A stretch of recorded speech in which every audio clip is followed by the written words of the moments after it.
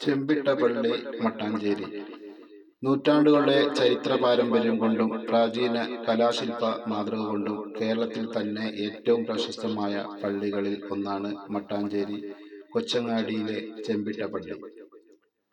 കവരത്തിയിൽ നിന്ന് എത്തിയ സയ്യിദ് മൗലാന ബുഖാരി തങ്ങളാണ് ഹിജ്റ വർഷം 926 ഈ പള്ളി ഇന്നത്തെ രൂപത്തിൽ നിർമ്മിച്ചത്.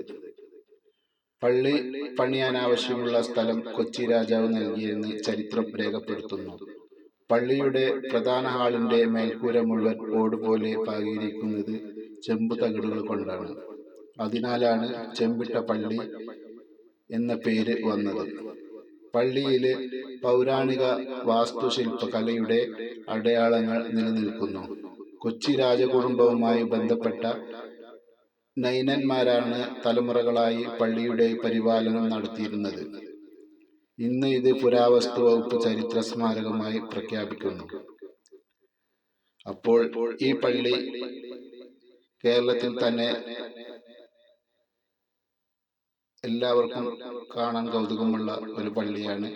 അപ്പോൾ കാണാത്തവരൊക്കെ പോയി കാണുക. ഒരുപാട് ചരിത്രങ്ങൾ ഉള്ള പള്ളിയാണ് ഇത്. അപ്പോൾ കാണാൻ പറ്റുന്നവരൊക്കെ പോയി കാണുക. എല്ലാവരും ഒരുപാട് ചരിത്രങ്ങൾ ഉള്ള ഈ പള്ളിക്ക് ഒരുപാട് പ്രാധാന്യങ്ങളുണ്ട്. അതിൻ്റെ എല്ലാ ഭാഗവും മറ്റുള്ള പള്ളികളിൽ നിന്ന് വ്യത്യസ്തമായിരിക്കുന്നു. അപ്പോൾ അതുകൊണ്ട് എല്ലാവരും കാണുക.